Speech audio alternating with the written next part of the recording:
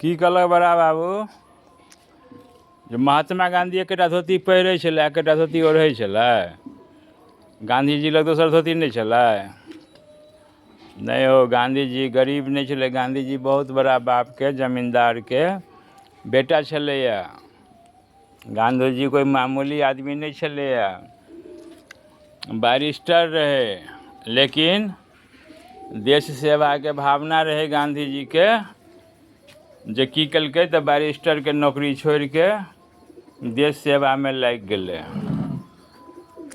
धोती एकटा जे पहिरै रहतै पीछा एकटा राज छै, बुझलक, सोच छै, कारण छै, गांधीवादी सोच के प्रतीक छियै जे एकेटा धोती गांधीजी पहिरै छलै आ ओहि के ओढ़ि लै छलै। ई गांधीवादी सोच एकटा कहल जाइ छै, बुझलक। गांधीवादी सोच ई भेलै जे गांधीजी पश्चिम चंपारण बिहार में एलै न, एतऽ नील के खेती के लेल बड़ा अंग्रेज सतबै छलै। नील के खेती करै छलै बिहार के किसान सब, और नील तैयार जे होइ छलै तऽ से लऽ कऽ चलि जाइ छलै इंग्लैंड, और इंग्लैंड में ओ फाइनल भऽ कऽ पैकेट बनि के बहुत महगा दर पर इंडियन के बेचै छलै। तैयार माल अबै छलै पनिया जहाज से तऽ बिकाइ छलै।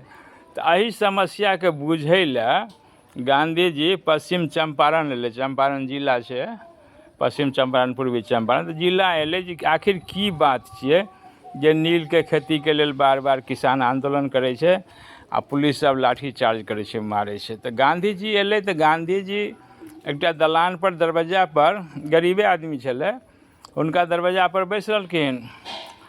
तऽ ओ बूढ़ा जे छलै, दरवाजा जिनकर छलै, तऽ ओ बूढ़ी एलै गांधीजी के गोर लगलकै। तऽ फेर ओ अंगना गेलै तऽ फेर हुनकर पुतहु एलै तऽ गोर लगलकै, फेर दोसर पुतहु एलै तऽ गोर लगलकै। तऽ गांधीजी बूढ़ा के घरवारी के पूछ देलखिन जे क्या बात है, आपके परिवार के बारी बारी से आकर के प्रणाम करते हैं।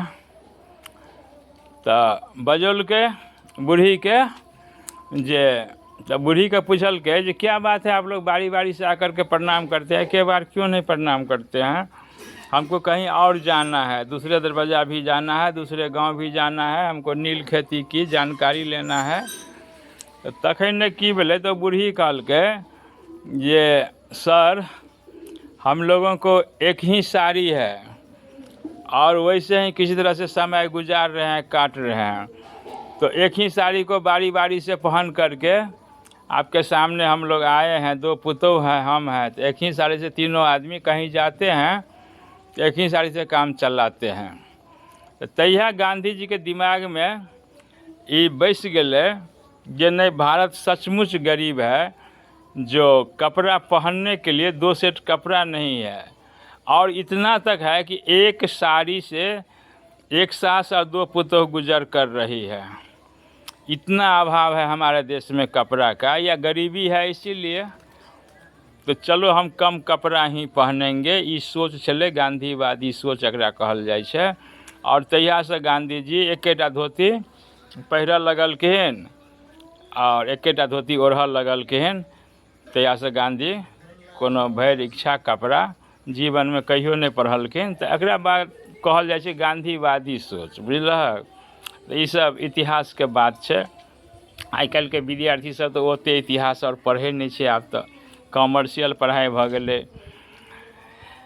विकल्प खाली देखै छै आ चिन्ह मारै छै। एते कहानी सब के कहतै आइ काल्हि के स्टूडेंट सब।